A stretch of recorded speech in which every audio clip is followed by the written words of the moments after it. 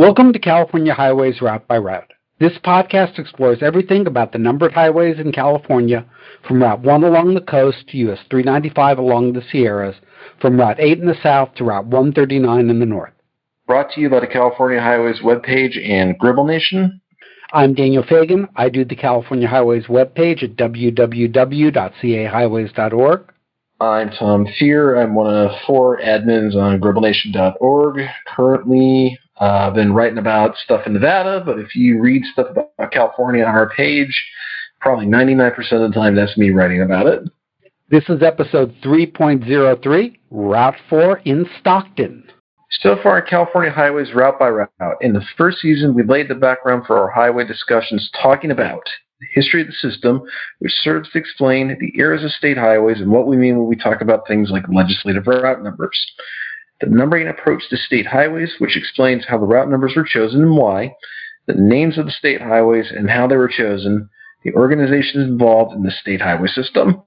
Starting with Season 2, we've been exploring the state highways route by route in post-mile order. Season 2 covered Route 1 and Route 2, and so far in Season 3, we've covered Route 3 and the portion of Route 4 between I-80 and Stockton. For each route, we've explored the history of the routes, the legislative routes with the number, pre-1964 sign routes, and the post-1964 routes. The histories in the various cities, the plans for the freeway routings, the names used for the highways, and plans and projects along the highway corridors.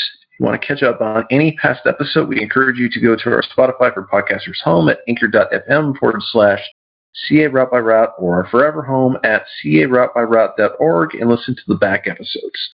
We encourage you to like, favorite, bookmark, and share the podcast with your friends. Word of mouth is the best way to let people know that we are here. That really, really does help. In this episode, we continue exploring Route 4, which is a major lateral west-to-east route in Northern California. Last episode, we covered the first segment of Route 4, from Hercules near Interstate 80 to Stockton. This episode, we're covering the middle segment, the Crosstown Freeway in Stockton. We'll do our usual exploration, covering interesting history along the route, the stories behind some of the names on the route, some interesting projects proposed for the route, and we will likely even have an interview talking about some of the history of the route. As a reminder, Route 4, or Legislative Route 4 as it became, was defined in 1909 from Sacramento to Los Angeles, which was 358 miles, officially became Legislative Route Number 4 in 1933. Specifics were covered in the first episode on Route 4, Episode 3.02, generally signed as US 99 and US 50. US 99 and US 50 between Sacramento and French Camp, US 99 from French Camp to Los Angeles. We'll be covering the Legislative Route 4 in more detail in our episodes on Interstate 5 this season and a future season which covers Route 99 and US 99. Turning to Sign Route 4, Sign Route 4 was defined in 1934 as Junction US 40 at Pinole to Junction Route 89 near Markleeville via Stockton. This is roughly today's Route 80 near Hercules to Route 89 near Markleeville, which is Route 4 today, so this one has kept its number. It was signed primarily on Legislative Route 106, Legislative Route 75, Legislative Route 24, but over time, other legislative routes have come into play, and some portions of Route 4 acquired other numbers or cosigns. LRN 75 was first defined in 1931 by Chapter 82 as a route from Walnut Creek to Oakland. Joint Highway District Number 13, composed of Alameda and Contra Costa counties, had organized for the construction of a public highway and tunnel to supersede the 1931 narrow, crooked, inadequate Kennedy Tunnel Road in Alameda County and approve Contra Costa County Road from the tunnel to the town of Walnut Creek. This segment was originally signed Route 24 and today is Route 24 still. LRN 75 was extended in 1933 with 2 segments. One from LRN 75 near Walnut Creek to LRN 5 near Stockton via Antioch, and one from LRN 4 near Stockton to LRN 65 near Altaville, so this is now part of Angels Camp. LRN 5 near Stockton was US 50. More or less, this corridor is kind of inherited by modern I-5. LRN 75 between Walnut Creek and Concord was signed Route 24 and also signed Route 21 after 1935 near Pleasant Hill, now I-680, It was signed Route 24, renumbered to Route 242 in 1964 between Pleasant Hill and Concord. Before the Route 242 freeway, it ran along Monument and Willow Pass Road in Concord. LRN 75 between Concord and US 50 in Stockton took up the signed Route 4 mantle and is still Route 4 today. Between Concord and Antioch, it was co-signed with Route 24. Signed Route 24 continued north out of Antioch and is now more or less what the corridor that it is comprised of Route 160. LRN 75 from LRN 4, US 99, in Stockton to LRN 65, signed Route 49 near Altaville, was and is Route 4 today. Today we're focusing on the section between US 50 and US 99 in Stockton.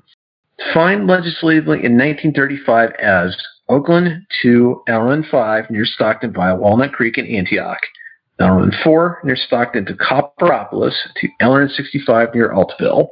We're now going to look at Legislative Route 24.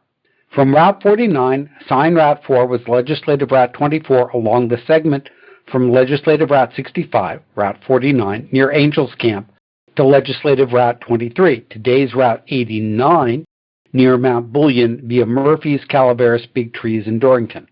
The portion to near Markleyville was Legislative Route 23, signed as Route 4 until Route 89 was completed and extended to US 395, at which point Route 4 and Route 89 were co-signed along Legislative Route 23, which is just Route 89 today. Legislative Route 23 continues south from Legislative Route 24 as Route 89, and then continues even further south as US 395. So think about this going north. You're going north up 395, and then Legislative Route 23 then continues as Route 89, and that portion was co-signed as Route 4 for a while, until Route 89 was completed. Signed Route 4 then continues along a third segment of Legislative Route 24 from Legislative Route 23, Route 89 near Woodford to the Nevada state line. That segment was co-signed with Route 88 and is now Route 88. And we'll go into this in a lot of detail in the next episode, 3.04. So, what happened in 1964? Well, Route 4 was defined roughly as the same thing. Route 80 near Hercules to Route 99 near Stockton via north of Concord and via Antioch. Note it was Route 99. Route 99 near Stockton to Route 49 near Altaville via the vicinity of Copperopolis. From Route 49 in Angels Camp to Route 89 near Markleyville via Murphy's, Calaveras, Big Trees, Dorrington, and Bear Valley. Now, since that 1964 definition, there were some changes. In 1968, the last segment was simplified to Route 49 near Angels Camp to Route 89 via Murphy's, Calaveras, Big Trees, and Dorrington, so they dropped Bear Valley. In 1990, they changed near Hercules to in Hercules. And most importantly for this episode, in 1994, the first segment was split into two portions. Route 80 in Hercules to Route 5 in Stockton via north of Concord and Antioch, and Route 5 to Route 99. That change reflected the establishment of the Crosstown Freeway in Stockton, and our focus is on that segment, Route 5 to Route 99. Episode 3.04 will focus on segments C and D from Stockton to Markleyville in more detail. Going into historical routings, this segment is entirely within the city of Stockton. Entering Stockton, Route 4 crosses the Stockton Swing Bridge and follows West Charter Way and detours north along Interstate 5 to pick up Route 4 Crosstown Freeway, subject of this episode. Route 4 eastbound originally entered Stockton via LRN 75 on Garywood Ferry Road for multiplexing US 50, a legislative Route 5, on Charter Way from McKinley Avenue, now El Dorado, east to Wilson Way. From Wilson Way, Route 4 eastbound multiplex US 99, again LRN 4, on Mariposa Road, split away at Farmington Road to continue on LRN 75. By 1951, the Stockton bypass had been completed. At the time, US 99, US 50, all part of LRN 4, bypassed Wilson Way in favor of the Stockton bypass. US 50 and LRN 5 departed US 99 and Stockton bypass at Charter Way. Route 4 westbound went northward from Farmington Road on the multiplex of US 99 and LRN 4 on the Stockton bypass to Charter Way. Route 4 departed the Stockton bypass at Charterway, where it began to multiplex through Stockton on US 50 and LRN 5. By 1967, US 50 and Route 99 multiplexed the fully freeway-grade Stockton bypass south from Lodi towards Charterway. US 50 and Route 4 multiplex west on Charterway towards Eldorado Street / Center Street. By 1975, Interstate 5 was completed and Route 4 was left as the only route signed on Charterway in Stockton. Eldorado Street south of Charterway was relinquished from the state highway system. Charterway remained part of Route 4 into the early 1990s when it was finally relinquished due to the Crosstown Freeway being completed between Route 99 and I-5. So let's talk about the Stockton Crosstown Freeway. The route was submitted as a proposed interstate in 1945 and rejected. A traffic analysis for the master plan of Route 4 began in 1953 and was completed in 1958. The set of options presented in 1958 were System A3. The Crosstown Freeway would run along the Washington-Lafayette corridor through downtown. I-5 would have also run on a slightly different alignment from where it actually ended up. System A4, the Crosstown Freeway would also run along the Washington-Lafayette corridor through downtown. System B2, there were two east-west connections, a northern route between Flora and Park Street in North Stockton, and a southern route in South Stockton, generally between Worth Street and Anderson Street, but cutting diagonally southeast away from downtown. System C2, two east-west connections, a northern route that also used the Flora/Park corridor in northern Stockton, with a turn northeast at the end, and a southern route that cut across Stockton diagonally, starting from the Washington-Lafayette corridor but quickly curving southeast. System D, an east-west connection bypassing the then-developed areas of Stockton to the south. This system was never seriously considered. System E, the Crosstown Freeway would run along the Washington-Lafayette corridor through downtown. I-5 would also run to the east of where it actually ended up. Planners selected a route for the Crosstown Freeway from South Wilholt Road to US 99 on January 25, 1962 that was roughly the A4 route. The chosen route ran along Washington-Lafayette corridor and was planned as a 6-mile elevated highway. The project initially predicted to cost $39.2 million at the time, the state paying for all the city's $62,000 contribution. Right-of-way purchases started in 1965. In 1971, the first segment started construction between South Madison Street and South Stanislaus Street, opening to traffic in 1975. Construction of the rest of the freeway from South Stanislaus Street to Route 99 was essentially paused from 1974 to 1986 due to severe financial constraints. And let me add something on those financial constraints. I recently came into possession of a number of oral histories that have been since typed up of a number of state highway people from that era. And they talk a lot about these budget constraints and how it impacted construction of the freeways.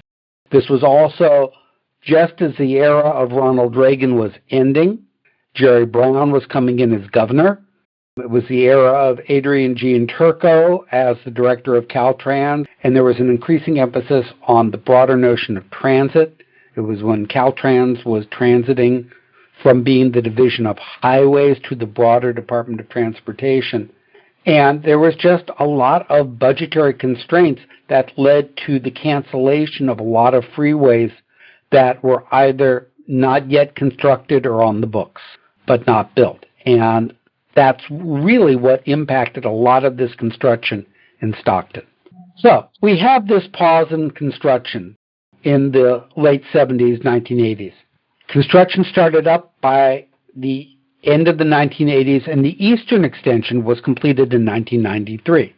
Now, the freeway remains incomplete. Yes, it goes from Route 99 to I-5, but it was originally intended to connect with the surface route of Route 4 near the San Joaquin River, and that portion was never built, the portion that would have been west of I-5. Until late 2016, the western end ended somewhat abruptly at South Fresno Avenue in a residential neighborhood. In 2016, the western terminus was extended to Navy Drive, still not all the way to the once-planned terminus at South Wilholt Road. Now, this freeway is interesting because it is an example of the urban impacts of building a freeway. And we really haven't discussed this much because we have not hit a big interstate that's gone through one of these areas. I don't think we hit it with Route 2, certainly not with Route 1.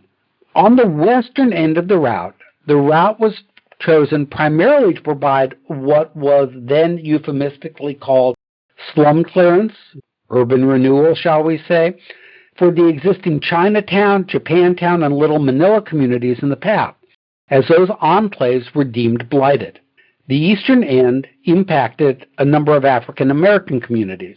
The neighborhood surrounding the unchosen route was predominantly white, whereas the chosen route was predominantly home to people of color.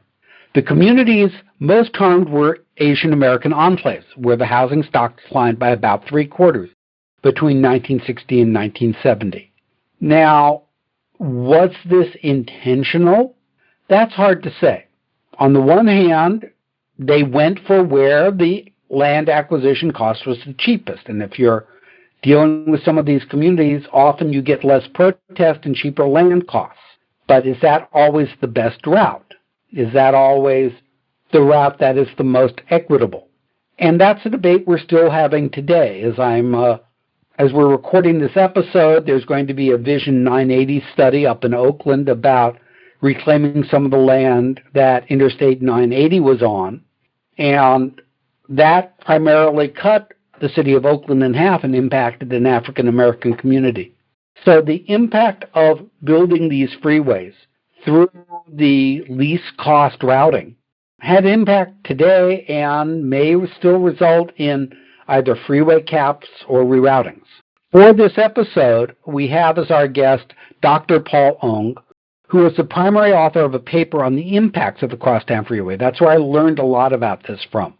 And as I said, the problems aren't isolated. We'll see them again with I-5's impact on downtown LA. Through Boyle Heights, we'll see it on I-10's impact on the West Adams District in Los Angeles. I've already mentioned the impact of Interstate 980. I think there was also some equivalent impacts in portions of San Francisco. I know there were whole discussions related to the impact on Chinatown of the construction of Interstate 480 and some of the routings of, I want to say, what is it, the Golden Gate Freeway in that area? Yeah, that would have been the extension of 480 to the Golden State Bridge along in this corridor. So it's a really interesting subject, and we will talk to Dr. Ong about that. Now we come to the part of the podcast where we have a guest interview. We have Dr. Paul Ong, hopefully I got that right, from UCLA. Can you briefly introduce yourself? Yes. Hi, Daniel. I am Paul Ong. I'm a professor at UCLA in the Luskin School of Public Affairs. I am also the director for the Center for Neighborhood Knowledge. Can you describe the sort of research that you've done in relationship to freeways and what sort of findings you found? We examined two aspects of freeways. One is the historical impacts of freeways, particularly on disadvantaged communities. And we also conduct research on the current negative impacts that freeways causes on people who are nearby. So that latter part would be something like the current construction proposed for the 710 or the 605 and the impact on the local neighborhoods. Yes, essentially we look at and focus on the mobile sources of air pollution that's created by it. We also examine the direct impacts, such as displacements of people. More currently, we are working on a new project with our colleagues at Davis, Berkeley, and Irvine, looking at efforts at restorative justice around freeways. And there are current efforts under what's called Reconnecting Communities, which funds local transportation agencies, local jurisdictions, to do infrastructure projects that redresses some of the historical and legacy harms done by freeway development. And an example of that would be the Vision 980 study that's currently going on in Oakland that we've mentioned a few times on the podcast. Yes, exactly. So currently in Oakland, the negative impacts on West Fresno has been well documented. There's been progress made in terms of redressing some of that. After the earthquake, for example, they realigned the freeway so it would not run through the middle of West Oakland. But the current envisioning effort is how do you reconnect West Oakland with the rest of Oakland. Okay. Let me ask you some questions I had, and then we can briefly talk a little bit more. I know you've got some time limitations.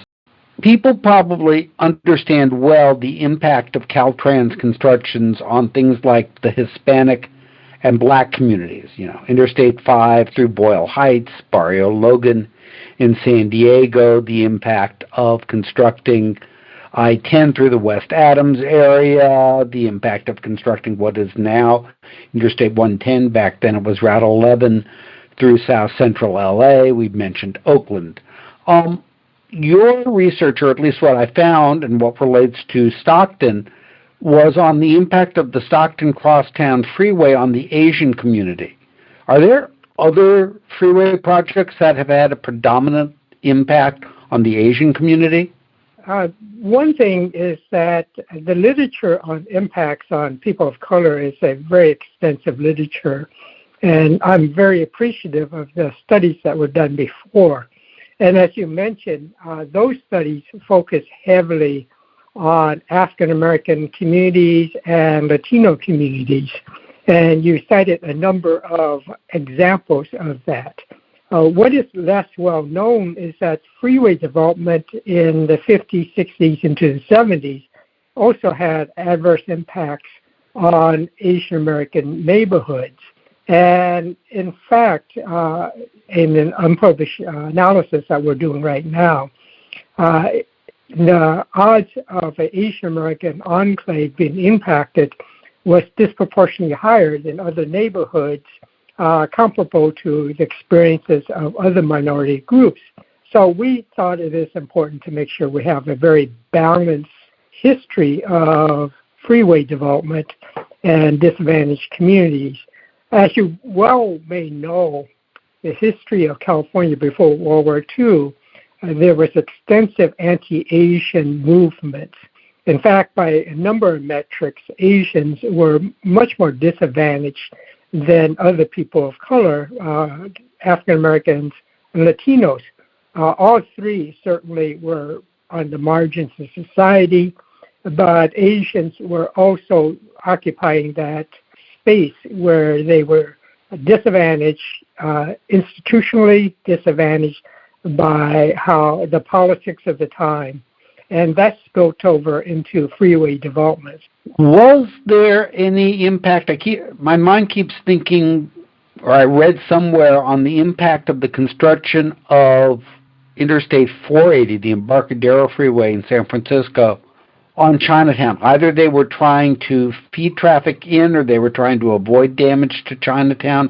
I remember something about it. Do you recall anything?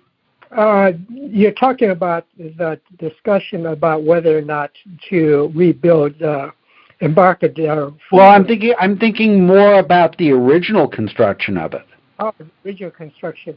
The San Francisco, there was not as much direct impact on Asian communities, in part because San Francisco, the citizens there, were much more successful in combating freeway development and construction.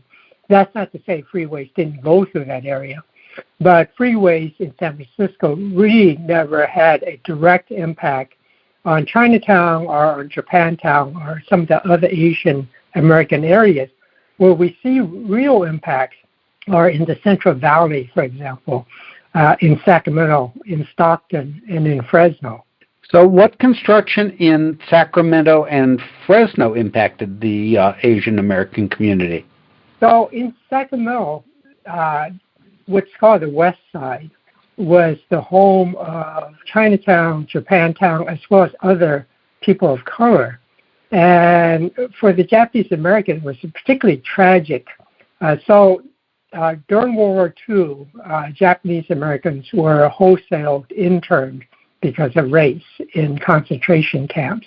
And so that led to a complete dismantling of the Japantown. After World War II, Japanese Americans did come back. A number of them resettled in the area roughly southwest of the capital. It became a very vibrant Japantown, but it was the same area where the I-5 and the Capitol Mall redevelopment occurred, and both of those essentially destroyed this reestablished Japantown. So that's what happened in Sacramento. In Fresno, US 99 was rebuilt into a more modern freeway, and the process required it to run through what's called West Fresno. So historically, West Fresno was considered the wrong side of the track. It was when Fresno was founded where Chinese labor were forced to settle when they moved to Fresno.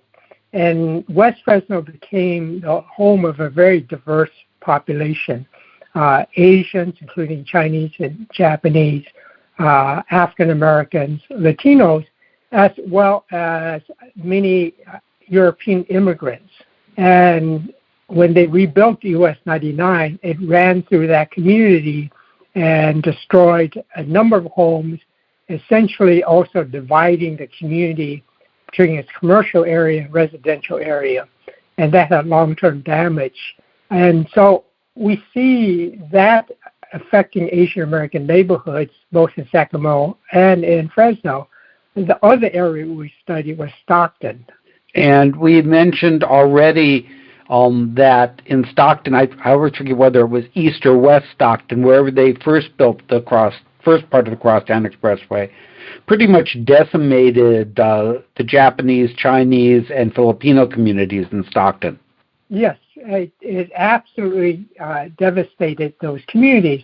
And it's important to understand this whole time period and not look at freeway development in isolation. And this is during a time period where cities were being restructured because there were new forms of transportation that was more readily available. The freeways became a mechanism to allow people to move away from the core of the urban areas into suburbs.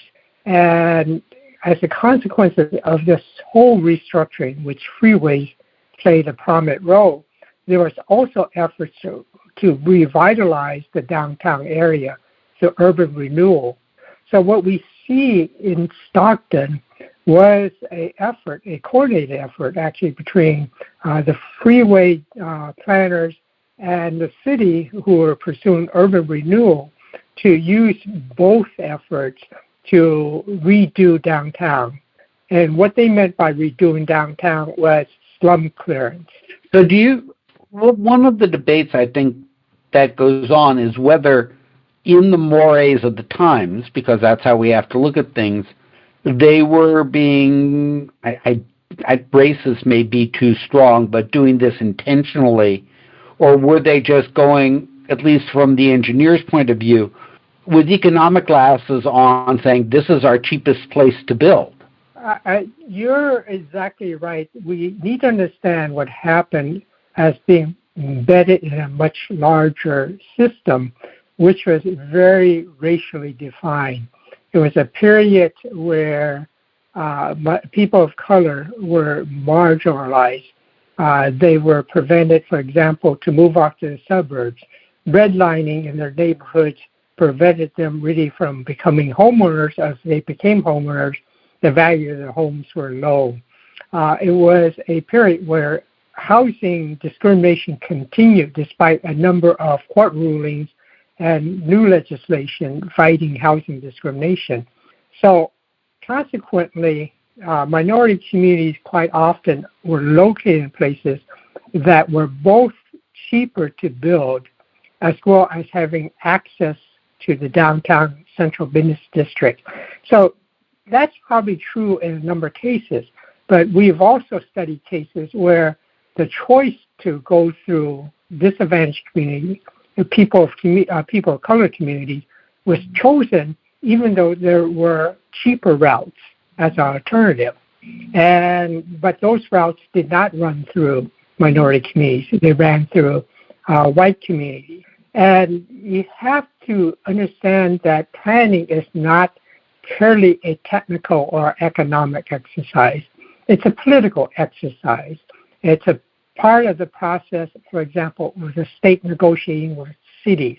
It's part of getting public support for it. And so what happens is there's also a political overlay. And again, during this time period, people of color were very marginalized politically, not just economically. And so the decision-making process quite often happened to the disadvantage of people of color. So you're absolutely right. We ought to view this through the lens of the time period. And that time period, unfortunately, was very much marked by racial inequality. Should we judge them accordingly? I think we ought to. I think that's part of the larger discussion we're having about how society ought to really be responsible for its choices it made in the past. And so, we can understand that what happened by looking at the larger context. Planners behaved in a way that was consistent with existing cultural norms at that time. I was going to say, we see that. I mean, I'm in L.A., you're in L.A. We know that with Chavez Ravine and the building of Dodger Stadium. We know that with the construction through what had been downtown L.A. for the 4-level. We know that with Boyle Heights and the redlining. This isn't new. Right. You're absolutely right. There's a wonderful podcast I refer people to called Freeway Exit out of KPBS in San Diego that looks at the impact on communities like Barrio Logan of the construction of the freeway. Yes. And so go on. Okay. I was going to mention, since you talked about Los Angeles, what has not been documented and people don't recognize is when the 101 was made into a freeway through downtown, it essentially destroyed what was left of old Chinatown. When it was going through things like the area near Union Station and that area? Yes. That would make sense.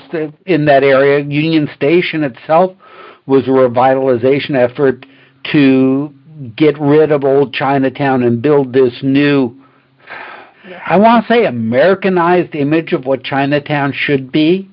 Well, actually, what happened is that they actually first moved south before they moved to their current location. And that's where the 101 had a role in destroying what was left of that version of Chinatown.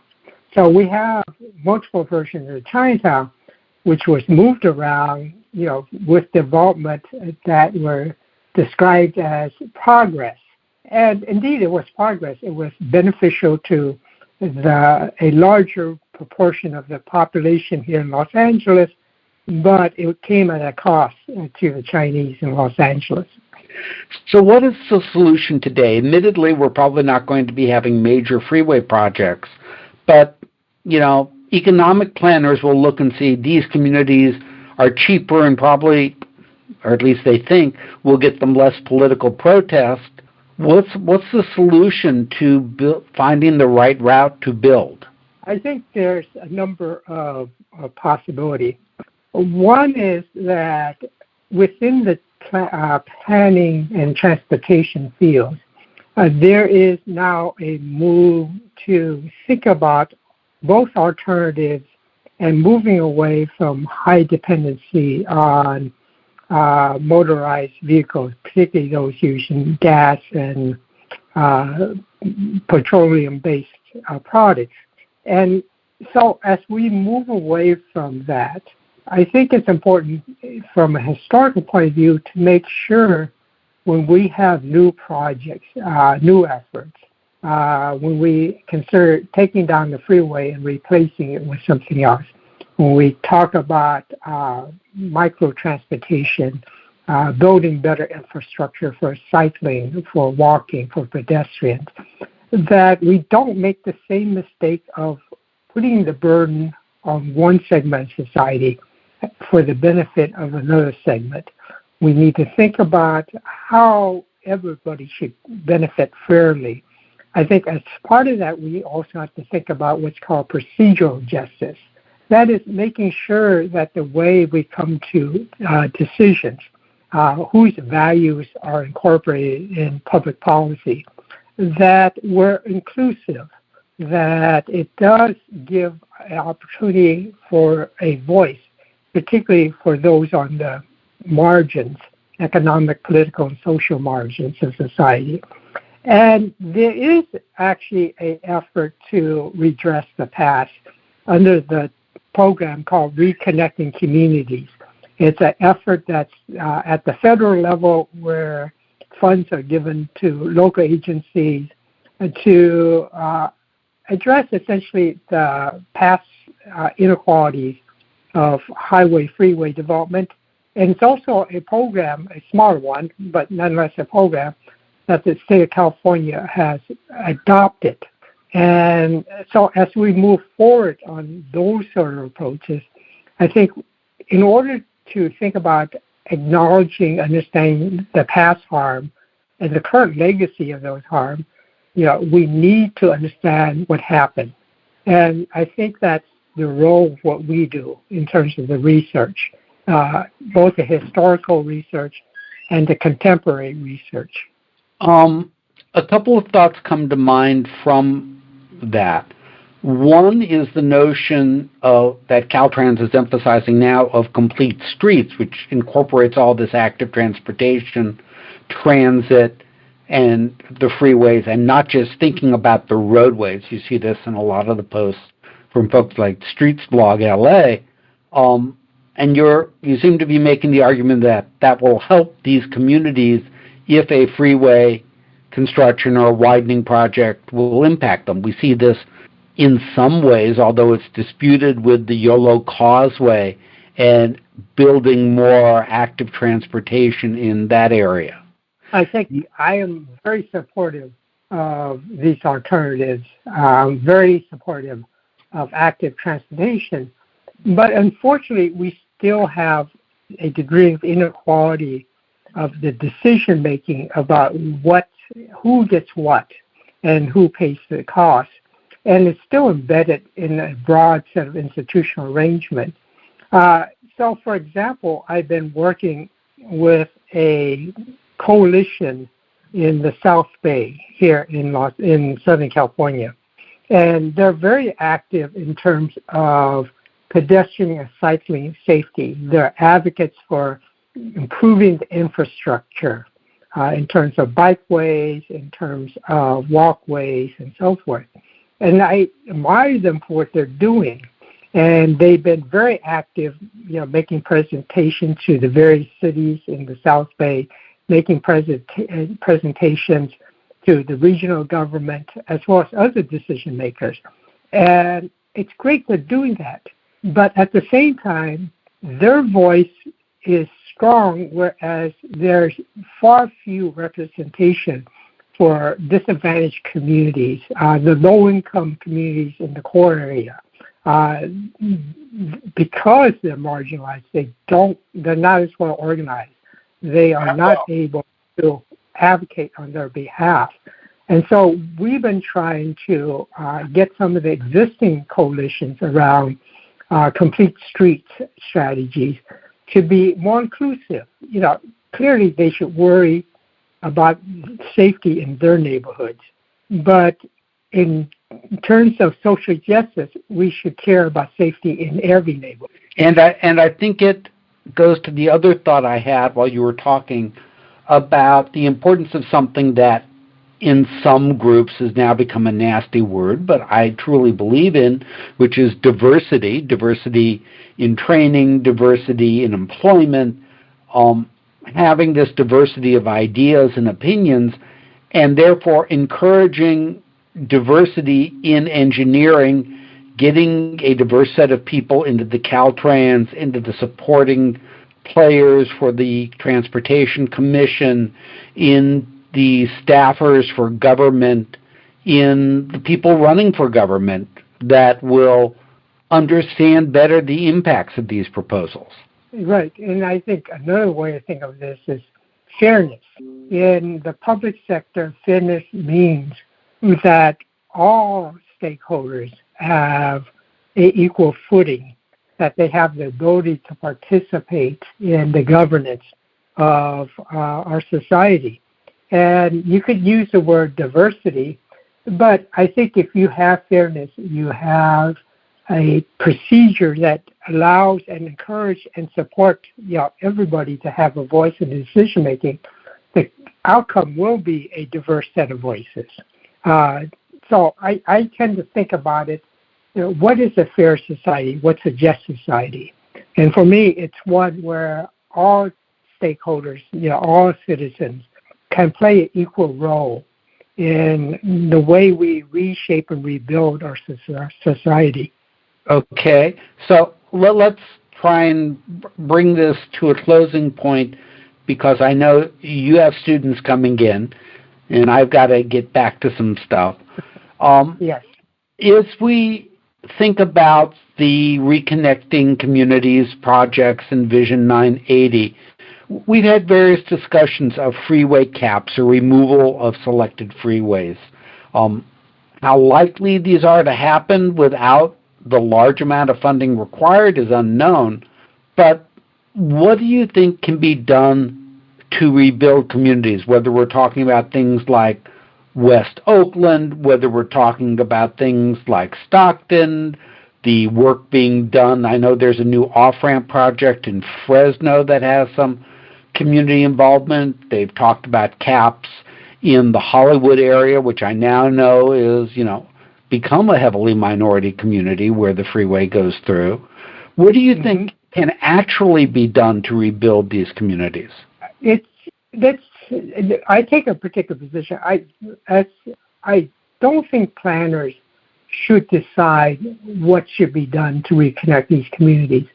If we really believe in citizen participation and community input, I think what we need to do is hear from them, what steps are vital to them, what steps are more important, how should we make investments that best serve them. We could certainly tell them that there are various options. I think that's a great role for planners and engineers. Lay out the possible options with the available funding. But at the end of the day, because this is really about community and how they value each other and the social connections, they must have a voice in deciding, which projects to fund. We're not going to fund enough projects to redress all the harms, but I think we certainly should move in that direction. Do all stakeholders have an equal voice? And the reason I'm asking that is one of the stakeholders, in addition to the communities, are the people who use the highways, both truckers and commuters and pleasure drivers. These folks may or may not bring benefit to the community, but they are a stakeholder in the use of the existing highway.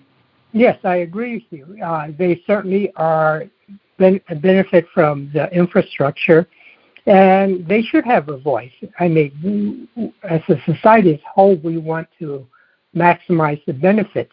The only thing I would think about is we should not benefit one segment at the cost of another segment. That is not justice, and that's not fair. So we want equitable benefits, so that both not only are the commuters benefiting, but the community is benefiting as well. So if we were to use something like the proposal for the 710 tunnel as an example, that would have benefited communities, but by the nature of the tunnel, it probably would not have benefited the local neighborhoods, other than possibly not destroying them, but the construction would have had an impact anyway. Right. And so we need to think, again, it's one about, balancing. In the end, we have to make sure all stakeholders are treated fairly. I would agree with you, and I would encourage people, if you see these sort of efforts like Vision 980, get involved. Speak up for your community. If you're someone who uses that route, speak up for the route. All the voices need to be heard in order for the proper decisions to be made. And our problem in the past is voices weren't heard or were ignored. Correct. And you said it exactly the way I am thinking about it. Thank you. And thank you very much for your time.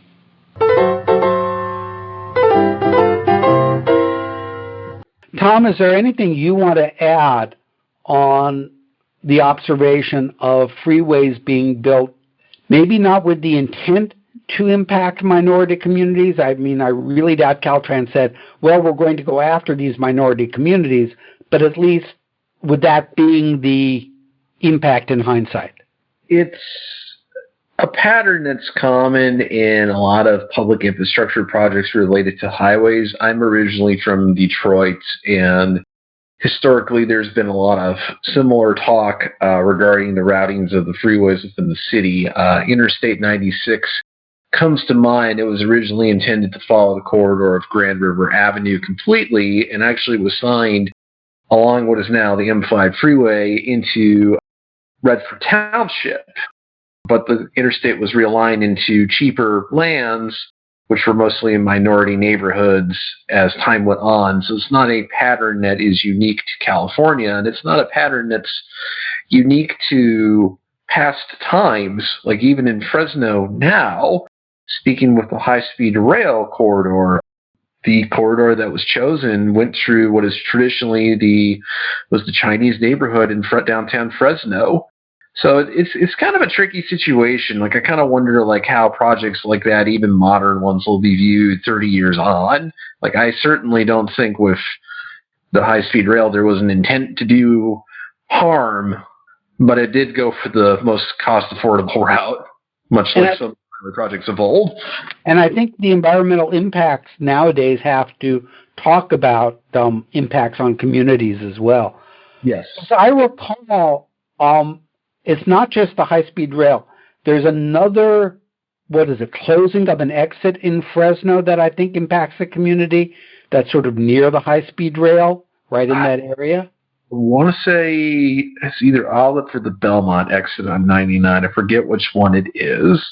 But you know what I'm talking about. There's a whole lawsuit on that, on the impact on the communities. Yes, they do not want to lose access to the freeway. So, this is a big deal. It's been a big deal on the work that they plan to do to improve the 710. And I don't mean the South Pasadena portion now. I mean the central portion of the 710 that's been hammered by trucks, and they want to try and improve that for trucks, but it's impacting primarily Hispanic communities in that portion of Los Angeles. Moving on to relinquishments. There really aren't any. No, this is a very small segment. There really also aren't a lot of projects being done.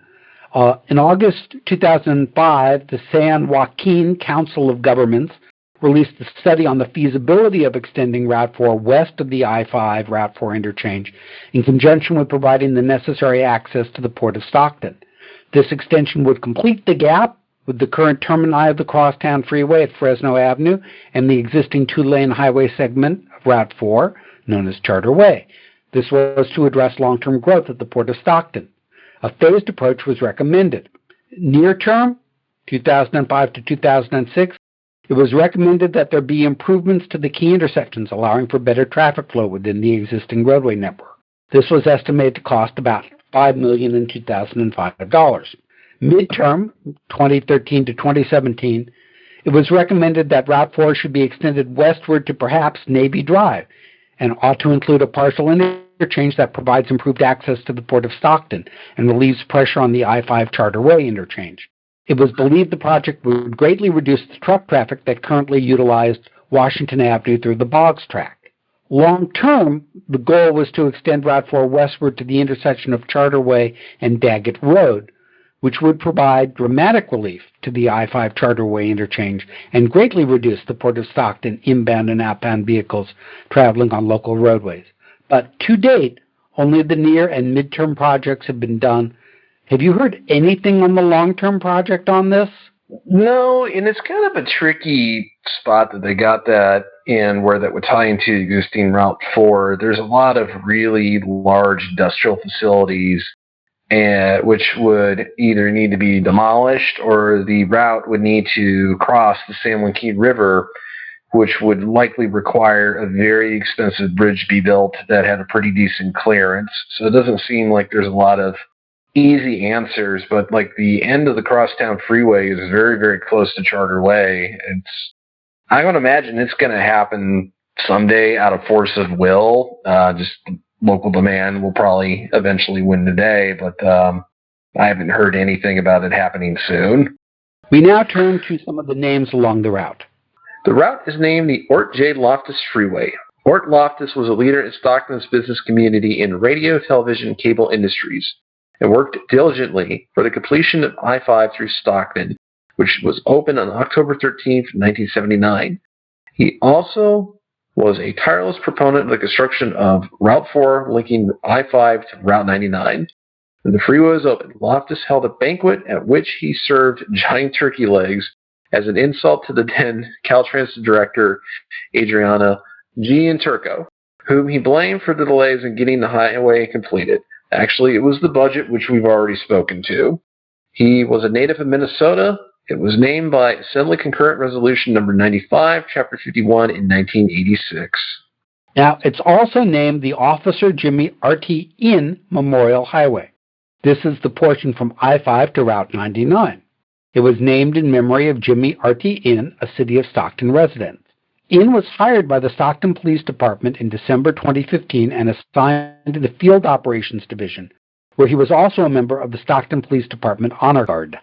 At approximately 9:45 in the morning on Tuesday, May 11, 2021, he responded to a disturbance call in the 4400 block of La Cresta Way after a caller reported hearing screaming, saw a woman with a ripped shirt who was bleeding and appeared to have been assaulted. Shortly after arriving on the scene, Officer Inn was in front of the residence when he was shot by the suspect.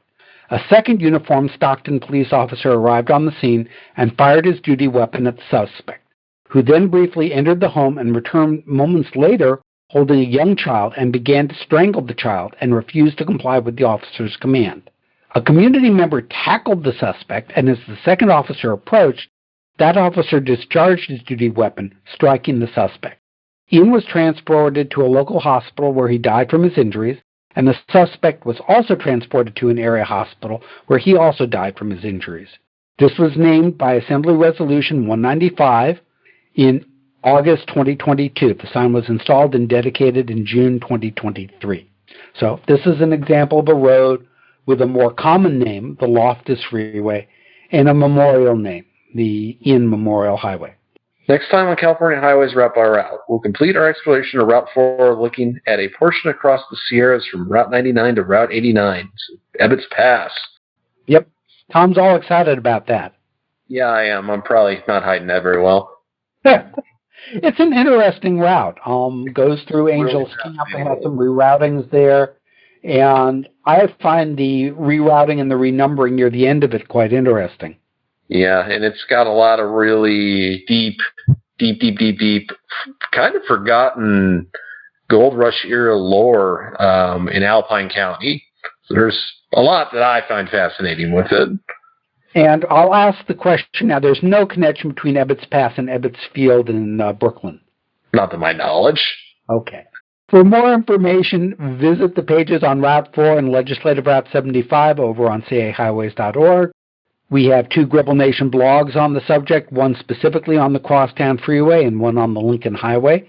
And we will have some additional links on the show page at caroutbyroute.org, including a link to Dr. Ong's paper. As always, information on the episode is available on our website, caroutbyroute.org, where you can leave us comments on the episode. Spotify has added the comment feature, so you may be able to comment there.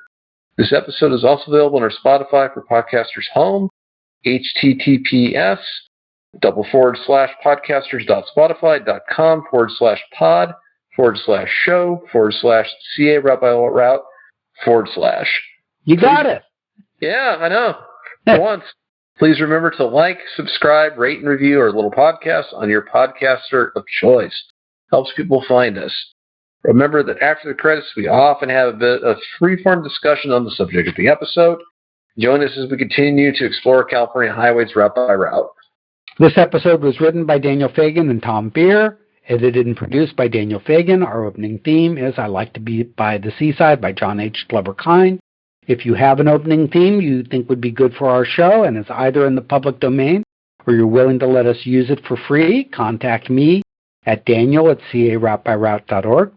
Episodes are recorded using freeconferencecall.com, and this podcast is a product of California Highways at cahighways.org and Gribble Nation at gribblnation.org.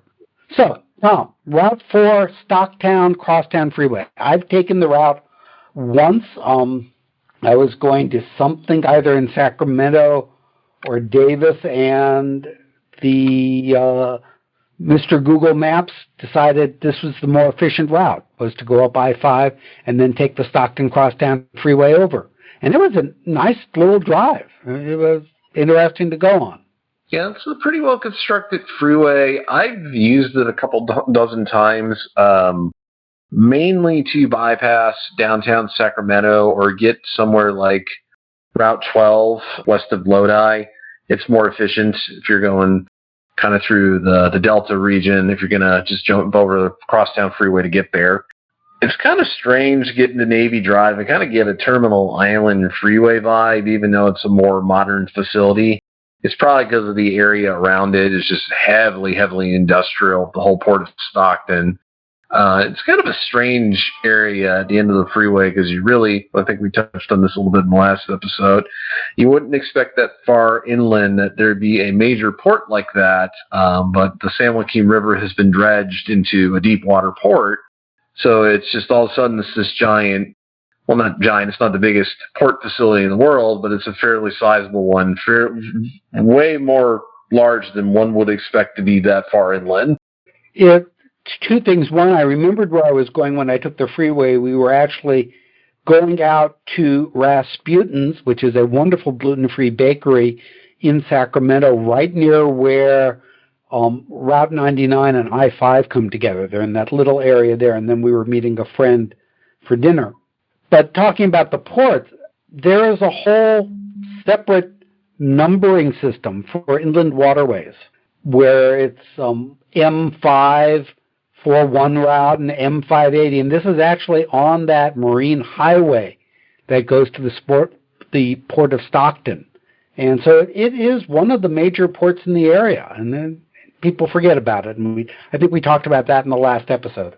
Yeah, when I lived in Florida, well, I should really rephrase, it kind of gives me the same vibes that I got from the Everglades or even southern Louisiana, kind of those areas. And it's just very strange, the whole Delta region, that you have that much water, enough that large ships can make it that far inland.